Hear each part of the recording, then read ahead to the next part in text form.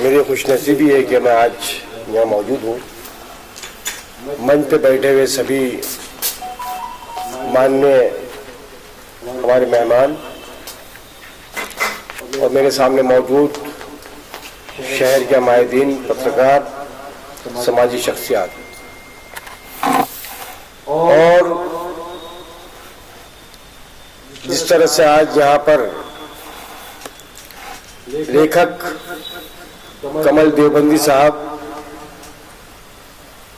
जिन्हें हम वजाहत शाह कैसर के नाम से भी जानते हैं, उनकी एक और किताब का यहाँ पर विमोचन और इसका इजरा, जिसके लिए मैं सबसे पहले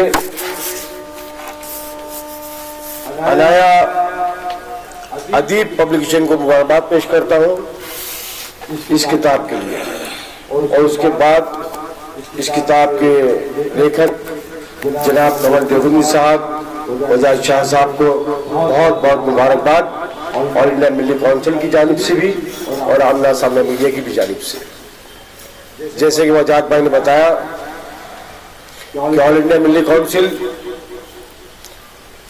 मुसलमानों की इस मुल्क की एक मोतबर तंजीम है जो कि पूरे मुल्क में 24 रियासतों में अपना काम कर रही है, जिसका सालाना इजलास अभी पटना में 12, 13 और 14 तारीख को हुआ। उसी इजलास से मैं पटना से यहाँ देवबंद आया और मुझे इस अहम प्रोग्राम में शरीक होने का मौका मिला। मैं आप सभी का बहुत बहुत शुक्रिया अदा करता हूँ। किताब का उन्वान जैसे कि है कड़वे बोल। कड़वे बोल यकीनन जब सच आदमी बोलता है तो उसे ही कड़वे बोल कहा जाता है।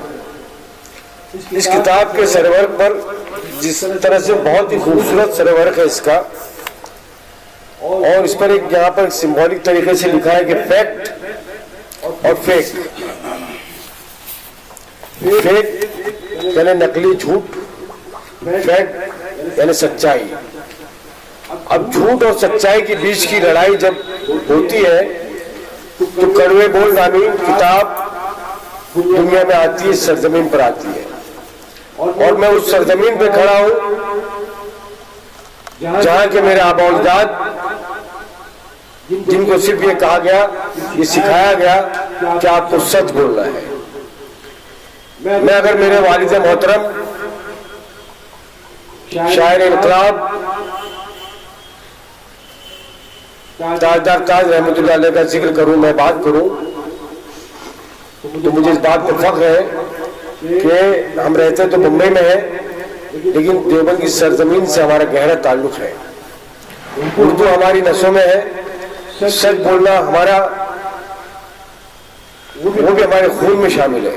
और सबसे बड़ी बात, वजाहत शाह कमल देवबंदी उस खानवादे से आते हैं जिस खानवादे का नाम है अल्लामा हजरत अनवर शाह कश्मीरी साहब, अंदर शाह कश्मीरी साहब और मोहतरम अजहर शाह कश्मीरी साहब, जहां से सिर्फ देवबंद ही को नहीं बल्कि मैं समझता हूँ आलम इस्लाम में, पूरी दुनिया में इन हजरात ने सच सिखाया है, सच बोलना सिखाया है। और वहीं से जब बात आगे बढ़ती है, वजाहत शाह साहब के भाई नसीम शाह कैसर, जो कि वही बहुत सारी किताबों के मालिक है, उन्होंने उस सिलसिले को लगातार जारी रखा है।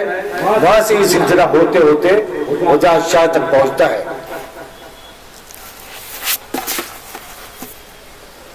बात अगर और आगे बढ़े मेरे साहिबों और हक बात कही जाए तो बात यह है कि आखिर कड़वे बोल आते कहां से है, इनकी पैदाइश कहां से होती है। यकीनन जब जबर, नाइंसाफी, हक तलफी और सिस्टम में कहीं बिगाड़ पैदा होता है तो वहीं से कड़वे बोल निकलते हैं। और हम और आगे बढ़े, अगर कहते हैं ना कि किसी मर्ज का इलाज जो है वो सबसे ज्यादा जो है उसका बेहतर इलाज और उस मर्ज पे असर होने वाली दवा जो होती है वो बहुत कड़वी होती है। दवा जितनी कड़वी होगी इलाज उतना बेहतर होगा। लेकिन हमें इस बात का भी ख्याल रखना होगा कि अगर दवा के लिए जो मिश्रण इस्तेमाल होते हैं, अगर उसमें कोई एक मिश्रण भी अगर ज्यादा हो गया, वो दवा और ज्यादा कड़वी हो गई तो जहर भी बन सकती है। तो हमें बोल पर भी काबू रखना होगा कि बोल इतने कड़वे ना हो जाए जो जहर लगने लगे, और कड़वा उतना ही बोलना होगा कि अंदर का इलाज, जो बीमारियां हैं हमारी समाजी माशी सतह पर, सियासी सतह पर, उसका इलाज सही ढंग से हो सके। मैंने किताब तो नहीं पढ़ी, किताब को मैंने कुछ पलट के देखा, कुछ चंद वर्ड जो मैंने पलटे तो यकीनन मुझे ऐसा महसूस हुआ कि जमाने की जो बुराइयां हैं और जो यहाँ पर जिस तरह से मुल्क के अंदर हर दौर में जिस तरह से होता आया है, इस दौर में भी सियासी समाजी माशी सतह पर, अदबी सतह पर जो खामियां और कमियां हैं उसको उजागर करने की कोशिश वजाद शाह साहब ने बहुत कामयाबी के साथ की है। जब मैं इस किताब को देख रहा था तो मेरे सामने एक उन्वान आया जिसका नाम था, वजाद शाह साहब ने एक उन्वान के तहत यह मजमून लिखा है, देवबंद पलायन की नई गाथा। थोड़ी रोशनी की कमी हो रही है यहाँ पर। उन्होंने लिखा है कि गत दिनों बजरंग दल ने देवबंद से पलायन कर गए 40 परिवारों की सूची जारी कर एक नए विवाद को जन्म दे डाला। इस देश की बदकिस्मती ही कही जाएगी कि जिस देश में योग, तप और पूजा अर्चना के द्वारा जिन लोगों को प्रेम, एकता, अखंडता और भाईचारे का संदेश देना चाहिए था, वो नवीन भारत का मानचित्र मन में बसाए घूम घूम कर नफरत का संदेश दे रहे हैं। वो आगे बढ़ते हुए कहते हैं कि इतिहास पर नजर डाले तो भारत में पलायन की सबसे बड़ी घटना 1947 में हुई थी। ये विश्व का पहला बड़ा विभाजन था जिसने जमीन के विभाजन के बजाय आदमियों ने पलायन किया था, जिसका परिणाम लाखों लाशों की शक्ल में सामने आया। उस समय भी सत्ता के भूखों ने अपनी भूख और प्यास इंसानी लाशों और खून से पूरी की थी। 1947 से 1916 की प्रथम जुलाई तक कितने सांप्रदायिक दंगे घटित हुए। अब ये हमारे नाज़रीन के सामईन और जो पढ़ने वाले उनका काम है इस किताब को पढ़े और आगे की उस मजमून को आगे पढ़ने की कोशिश करें। कहने का मकसद ये है कि वजाद शाह साहब ने 1947 से लेकर 2016 तक की बात की है। यहाँ पर जिस तरह से यहाँ पर आज जो नफरत के बीज बोए जा रहे हैं और जो बातें आई है मुल्क के अंदर, जो हालात है, जिस तरह से नफरत फैलाई जा रही है, वहीं से कड़वे बोल निकल कर आते हैं। कड़वे बोल की बहुत सारी ताज़ी मिसालें दी जा सकती है।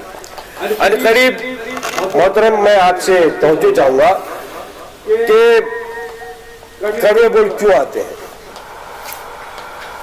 देश आजाद हुआ 1947 में, लेकिन हमारे मुल्क की एक नाचने गाने वाली ये कहती है कि देश आजाद हुआ 2014 में मोदी आने के बाद में। अफसोस है इस बात पर कि इस मुल्क के ना जाने कितने लोगों ने अपनी लाशों की कुर्बानियां दी।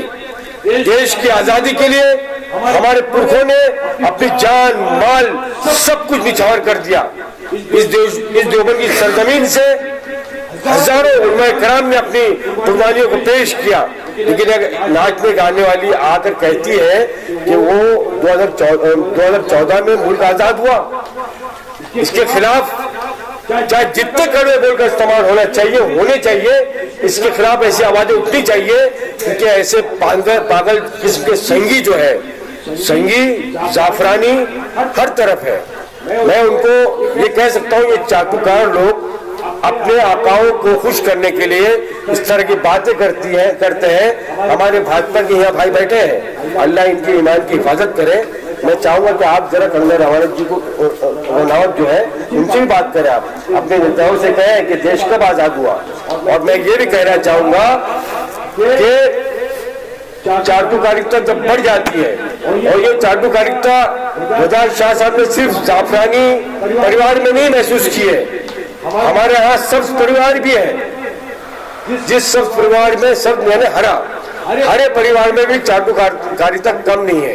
यहाँ भी अंधभक्तों की कमी नहीं है। उन अंधभक्तों ने भी देश में बहुत ही बुरा हाल कर रखा है।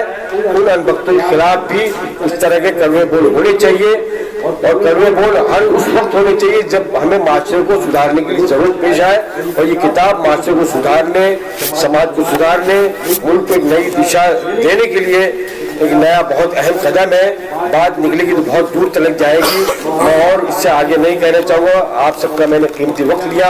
एक बार फिर वजार शाह साहब मैं आपको मुबारकबाद पेश करता हूँ, आमना सामना मीडिया की जानिब से भी और इंडियन काउंसिल की जानिब से भी। शुक्रिया। जय हिंद, धन्यवाद, जय भारत।